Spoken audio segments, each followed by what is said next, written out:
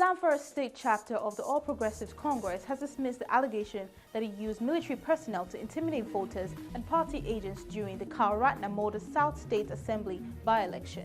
Hi, welcome to What's Happening. These are our top 10 stories countdown today at number 10. French President Emmanuel Macron called Monday for stepping up sanctions against Russia if its leader Vladimir Putin does not move forward on peace with Ukraine.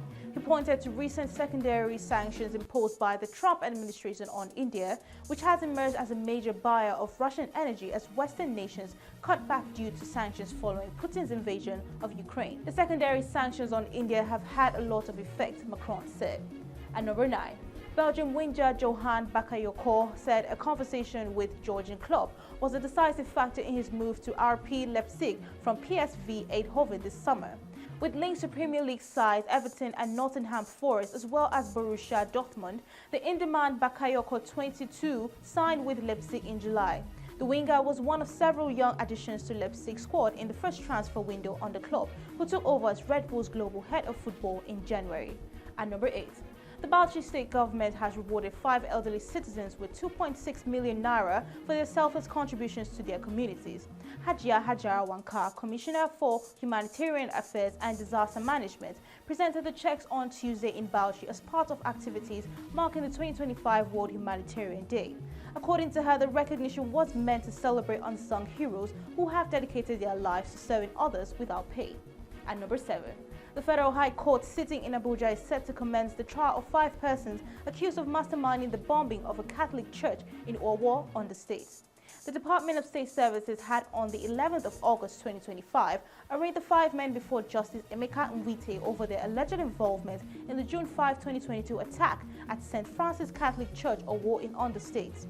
The 5 defendants were arraigned on 9 counts terrorism charges by the Department of State Services, and they all pleaded not guilty. At number 6.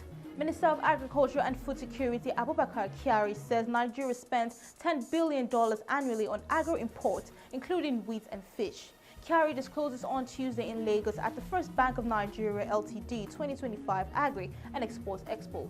The minister, represented by his special advisor, Mr. Ibrahim Al-Khali, decried the rising rate of food imports and stressed the need for increased financing in agriculture to boost local production and exports. At number 5. The Vietnamese government has called for deeper cooperation with Nigeria in trade, agriculture, education, and security. Vietnam's ambassador to Nigeria, Bui Hong, made the call on Tuesday in Abuja during events marking the 80th anniversary of the August Revolution and the 80th anniversary of the Ministry of Foreign Affairs of Vietnam.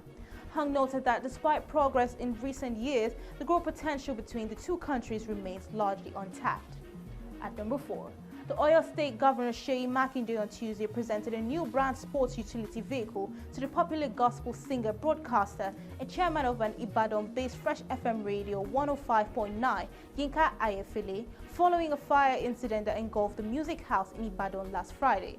The Punch reports that the music house was gutted by fire on Friday and property worth 7 billion naira was consumed. At number 3.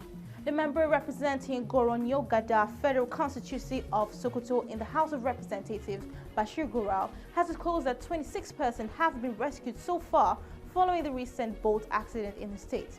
Goral spoke on Tuesday a few days after about 40 people were feared missing after a boat carrying more than 50 passengers to a market capsized on Sunday morning in Sokoto. At number 2. MTN Nigeria Communications plc has announced the appointment of Dr. Karl Toriola as the new Vice President of Francophone Africa for MTN Group Limited. Toriola is currently the Managing Director, Chief Executive Officer of MTN Nigeria. In a filing on the Nigerian Exchange Limited, Toriola's new role encompasses Cameroon, Cote d'Ivoire, Benin and Congo-Brazzaville. Dr. Toriola has extensive prior experience in the role, having served as VP for West and Central Africa at MTN Group Limited. And at number 1, the Zamfara state chapter of the All Progressive Congress has dismissed allegations by the ruling People's Democratic Party that it used military personnel to intimidate voters and party agents during the Karl South State Assembly by-election. The ABC described the allegations as a desperate attempt by the PDP to cover up what it termed a looming defeat. That's all for today. See you next time on What's Happening.